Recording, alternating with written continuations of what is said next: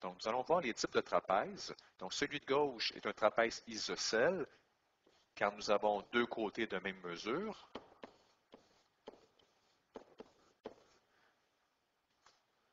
Donc, le second trapèze est un trapèze scalène,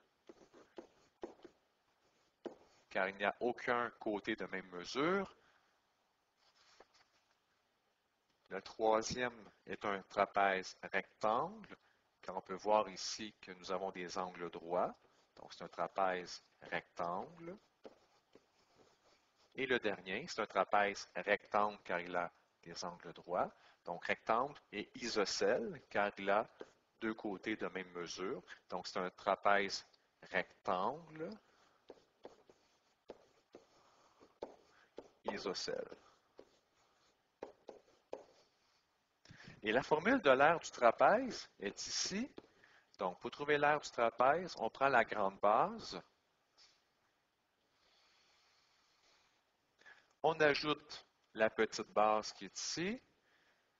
On multiplie la parenthèse par sa hauteur. Donc, ça, c'est la hauteur. Et on divise par 2. Mais avant d'en arriver à l'utilisation de cette formule, on va pratiquer l'isolement des variables avec cette formule, qui est un petit peu plus compliquée que les autres. Alors, on va isoler la variable demandée. Donc, ici, on nous demande d'isoler la variable h, qui est ici. Alors, pour y arriver, on sait qu'on commence toujours par les parenthèses. Alors, 15 plus 10, ça fait 25. Ici, ce n'était pas utile que je garde la parenthèse. Donc, on peut diviser 25 par 2 qui fait 12,5h qui est égal à 60.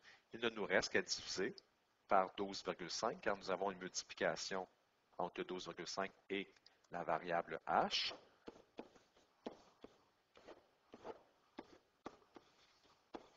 Donc, ça nous donne une hauteur de 4,8. Donc, nous allons faire le numéro B ensemble. Ici, on nous demande d'isoler la variable B. Alors, étant donné que j'ai une multiplication ici entre la parenthèse et le 3, bien, on va distribuer le 3 sur chacun des termes à l'intérieur de la parenthèse. Donc, 3 fois 20, ça donne 60. 3 fois B, ça donne 3B. Tout ça, c'est divisé par 2 et c'est égal à 80. Donc, nous allons trouver un dénominateur commun, parce que j'ai une fraction ici sur 2, donc le 80, lui, il est sur 1. Donc, mon dénominateur commun va être 2. Alors, si je multiplie par 2 en bas, je multiplie par 2 en haut, je peux annuler mes dénominateurs. Alors, j'obtiens que 160 est égal à 60 plus 3b. Donc, je vais par la suite continuer à isoler ma variable. Donc, si j'élimine le 60, étant donné qu'il est positif, l'opération inverse, c'est un négatif. Donc, si j'enlève 60 d'un côté, j'enlève 60 de l'autre. Donc, nous obtenons que 3b est égal à 100. Et comme j'ai une multiplication entre les deux, je vais diviser par 3. Donc, si je divise par 3 d'un côté, je divise par l'autre. Et nous obtenons que b est égal à 33,3.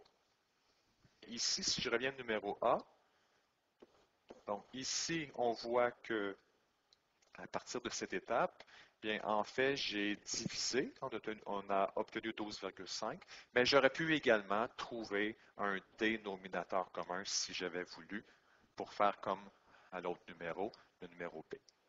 Donc, il y a plusieurs façons de résoudre ces équations.